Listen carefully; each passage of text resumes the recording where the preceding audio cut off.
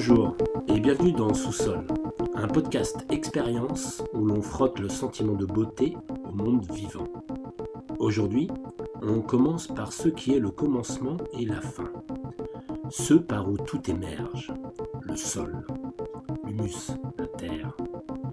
On plonge dans tout ce qui grouille, ce qui gratte, se décompose et se recompose.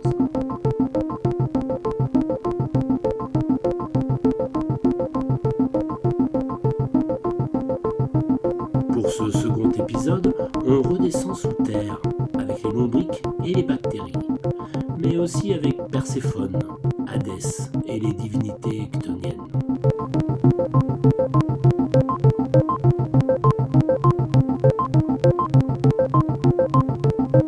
Nous marchons tout bonnement sur un mystère. Laurie Barra, sémiologue et chamane. Le sous-sol, c'est un objet de mystère. C'est une sorte de miracle que cela nous tienne, que le sol nous nourrisse et puis nous récupère aussi quand nous défaillons, quand nous tombons. Et toutes ces caractéristiques du sol, au fond, sont très maternelles.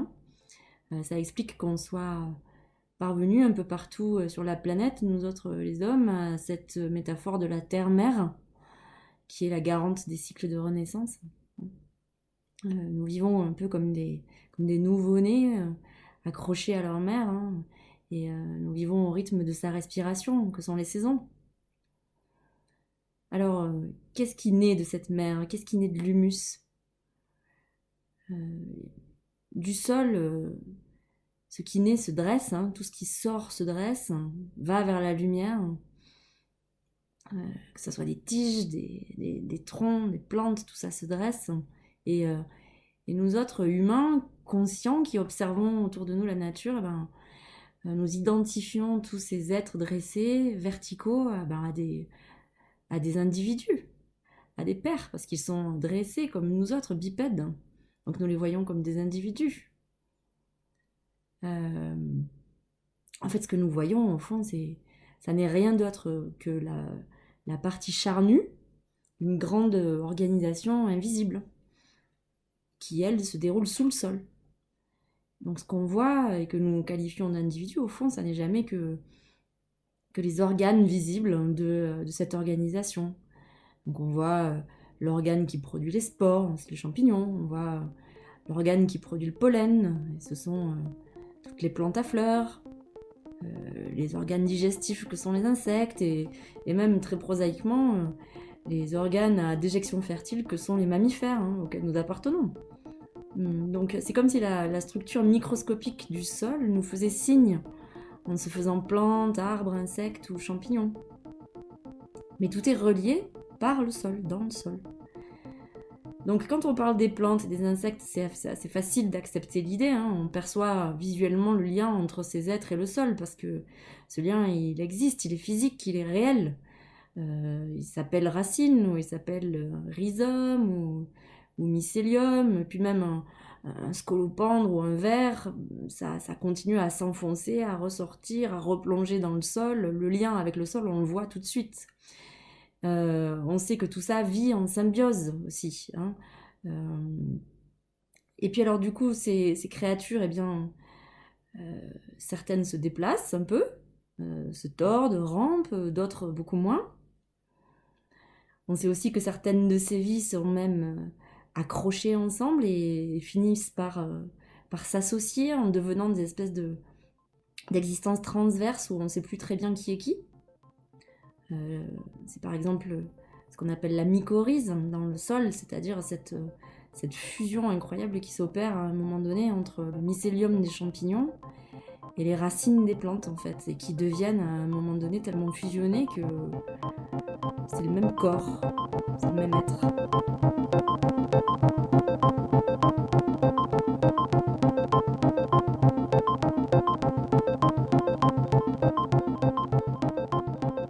Donc dans l'ensemble, le sol, c'est une vaste association à bénéfices réciproques, c'est une vaste symbiose.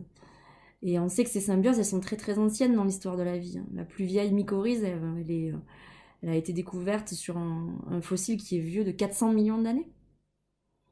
Alors, on peut quand même se poser la question de savoir s'il existe une conscience de l'individu dans le sol, hein, à ce niveau-là de l'existence. Quand on sait qu'il y a plus d'1 million d'individus par gramme de sol, 1 million d'individus par gramme de sol, hein, des insectes, des araignées, des bactéries, des champignons, des protozoaires, des nématodes, des vers, des mollusques. Bon, est-ce qu'on peut encore vraiment parler d'individus? Alors, bon, pour le psychanalyste Jacques Lacan, par exemple, l'individu, le mot individu, il sous-tend une indivision. Il y a quelque chose qui ne peut pas se diviser dans l'individu. Et ben pour Lacan, c'est une création du capitalisme, cette notion d'individu. C'est une illusion. Parce que ça ne correspond pas à ce qu'est un sujet. Un sujet, par définition, par nature, il est divisible. Hein, au moins entre conscient et inconscient, dit la psychanalyse. Donc, qu'est-ce qu'on appelle un individu? Ben, c'est pas si évident que ça. Le biologiste, il va dire un individu, ben, c'est ce qui est indivisible. C'est quelque chose qui est original, ça veut dire qu'il n'en existe pas deux identiques.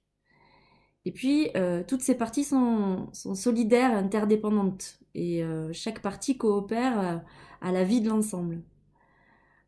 C'est intéressant, mais si on suit la définition du biologiste, alors on pourrait dire que ça correspond à la définition qu'on se donne de la société. Hein. Toutes les parties interdépendantes qui coopèrent à la vie de l'ensemble, c'est ce que le sociologue appelle une société.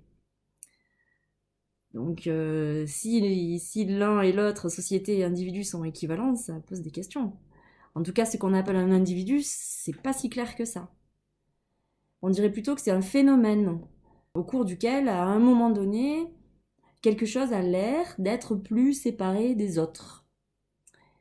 C'est intéressant de cette expression « avoir l'air ». Avoir l'air, ça veut bien dire que c'est dans l'air autour de lui que ça se joue, que cela apparaît. C'est-à-dire qu'il y a l'air autour de lui qui le sépare du reste. Il est vu d'ailleurs, d'une certaine distance, par un autre, capable de le voir aussi. Et cet autre, il apparaît de fait en même temps. Hein, il n'y a pas d'autre, si je ne suis pas là, moi, pour l'appeler un autre. Donc l'altérité, c'est un espace d'air entre un regardant et un regardé, un minima. Mais du coup, dans le sol, en est-il de même? Y a-t-il assez d'air pour avoir l'air de quelque chose dans le sol? Alors, pour se percevoir, certainement. Mais pour se percevoir comme un individu, ou pour percevoir l'autre comme un individu, peut-être, mais peut-être pas. Hein. Il se peut que le sol soit un être collectif, qui se perçoive comme une seule entité. Ce qui est sûr, c'est que dans le sol, le mouvement d'individuation, de séparation, il peut s'inverser. C'est encore une fois la mycorrhize. Dans la mycorrhize, on était deux, et puis tout d'un coup, on devient un.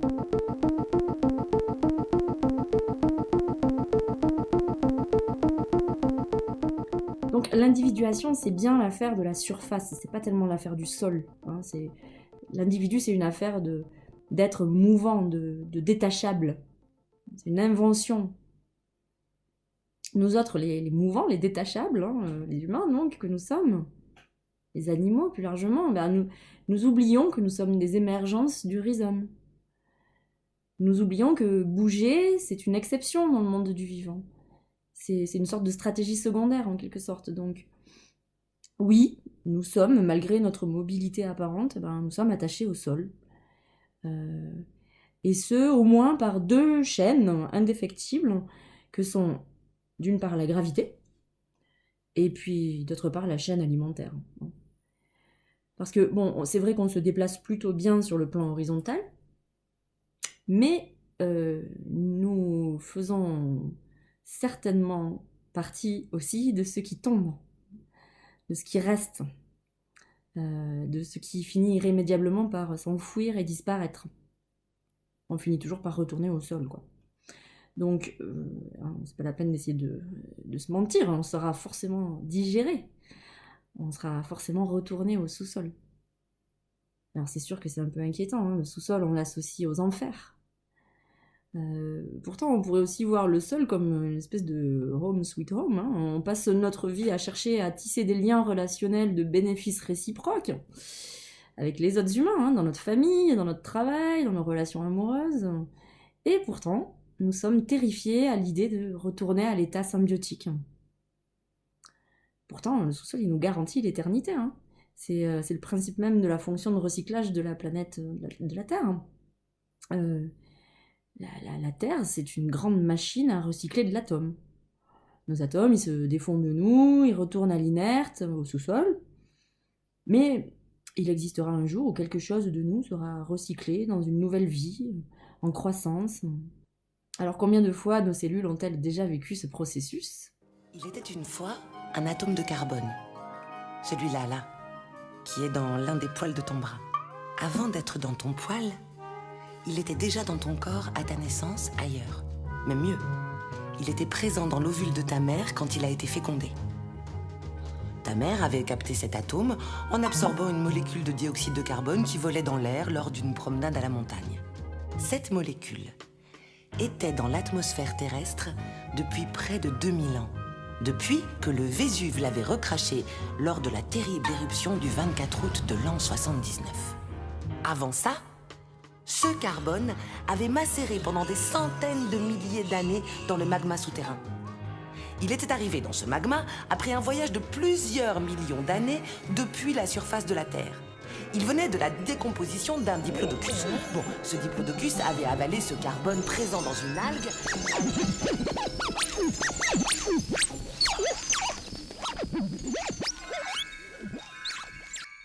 Alors forcément pour nous, le sous-sol, c'est un objet de mystère obsessionnel, hein.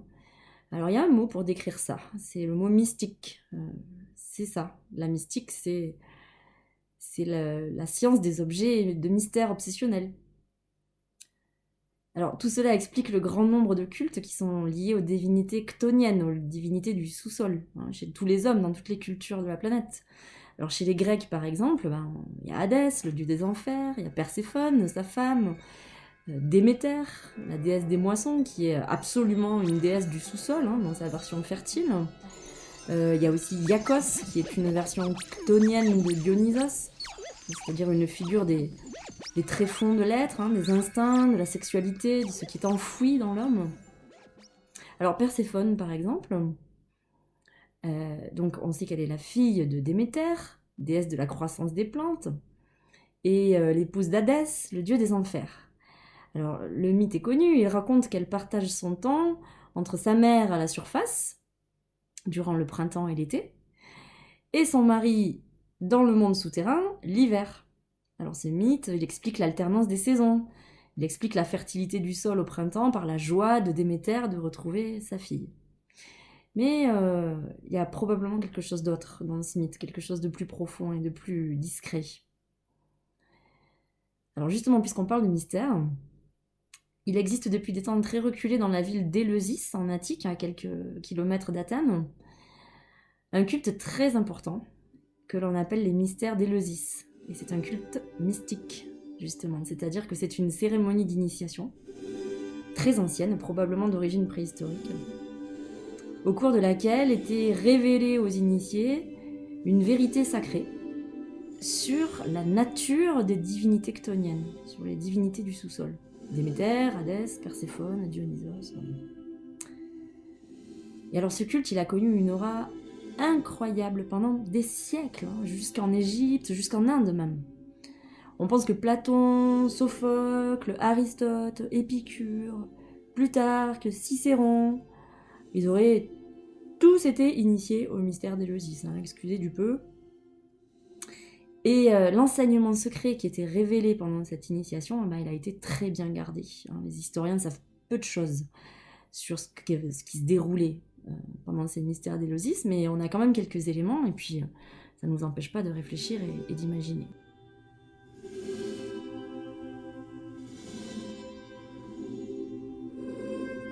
Alors qu'est-ce qu'on sait ? On sait qu'il était dit dans certains textes qui sont demeurés depuis que les initiés, à travers cette expérience, n'avaient rien à apprendre et tout à recevoir. Voilà. C'est une formule qui est historique, qui est restée. Alors, qu'est-ce que ça veut dire ? Ça veut dire qu'il s'agit de réveiller quelque chose chez les initiés, de les mettre dans un état d'éveil de conscience. On sait aussi que l'initiation commençait par des rituels illustratoires, c'est-à-dire des rituels de purification par l'eau. Et dans toutes les cultures, la purification par l'eau, elle sert à enlever le superflu, les vieilles peaux, tout ce qui est ancien, tout ce qui n'a plus lieu d'être. Et puis ensuite, on sait aussi que le rituel se poursuivait par le sacrifice d'un petit cochon de lait, et que le rituel faisait aussi intervenir la peau du bélier. Alors on a ces deux animaux, le cochon de lait et le bélier. Et ça aussi, ce sont des symboles connus. On sait que le cochon de lait, comme l'agneau par exemple, représente l'esprit naissant, l'esprit renaissant éventuellement. Et le bélier, au contraire, c'est une image de l'esprit en lutte, de l'esprit qui lutte contre la réalité, qui lutte dans sa vie quotidienne, etc. Et donc, il s'agit dans ce rituel, à travers l'évocation de différentes formules, de venir reprogrammer cet esprit trop jeune pour s'en sortir tout seul, ou cet esprit trop en lutte pour s'en sortir tout seul. En fait, on va venir le sacrifier, on va venir le purifier, et on va venir le reprogrammer.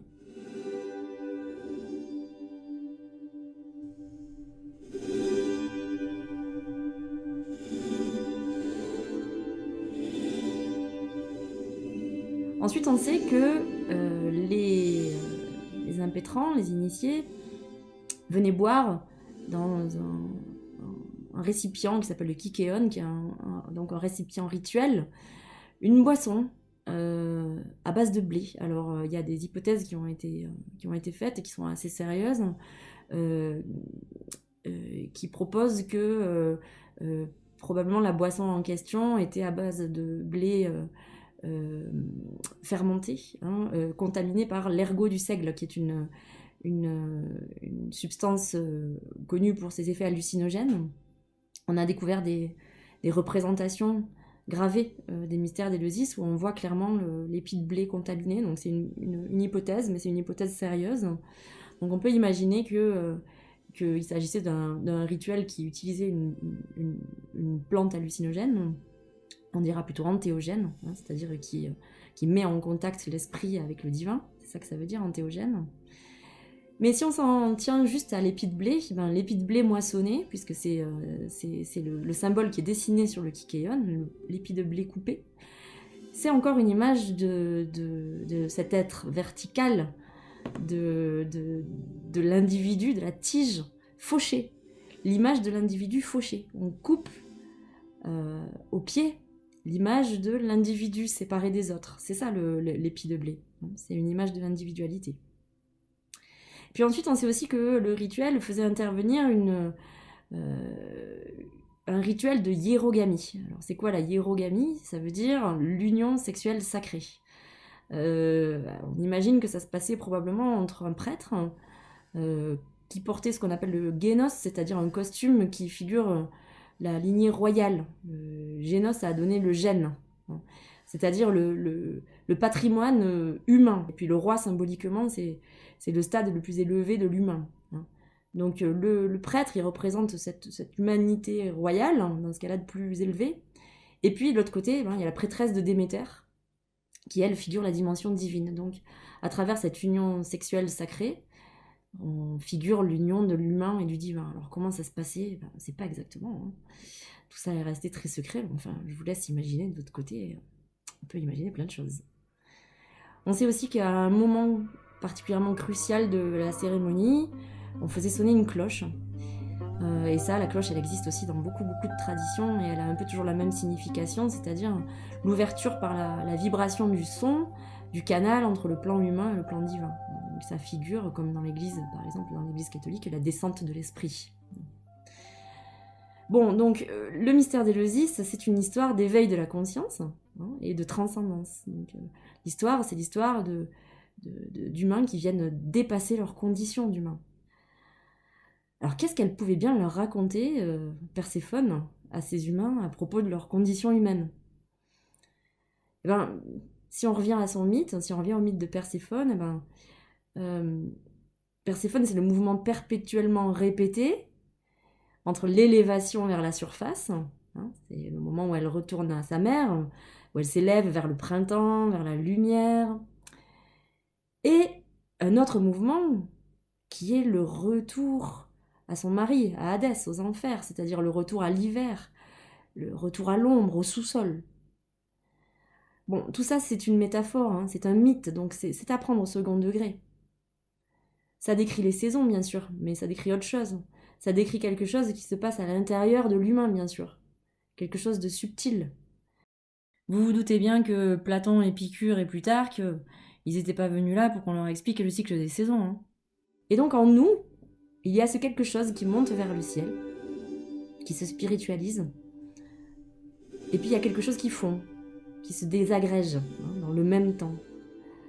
Donc ce que nous dit Perséphone, c'est peut-être qu'il faut à tout prix laisser mourir le corps, hein, le laisser retourner à l'humus, si on veut que l'esprit s'élève, et que tout ceci, ben, ça ne se passera pas qu'une seule fois, que cette élévation et qui se double donc d'une dégradation, et ben, elle va s'accomplir un nombre infini de fois, parce que tout ça est inscrit dans le cycle de la vie, dans le cycle éternel, dans un hors-temps, voilà. Donc, accessoirement, vous comprenez maintenant aussi pourquoi toutes les spiritualités du monde utilisent le feu comme outil d'élévation spirituelle. Est-ce que vous percevez la puissance du symbole de la bougie? Il y a quelque chose qui monte, la flamme, la fumée, hein, tandis que la cire, la matérialité, fond et retourne au sol. C'est ce que l'alchimie appelle l'œuvre au noir. Donc ce qui brûle, ça n'est jamais rien d'autre que notre ego, c'est-à-dire l'illusion d'être un individu séparé du reste du monde. L'individu n'est qu'un état temporaire entre l'état de la matière et l'état divin, qui est notre nature véritable.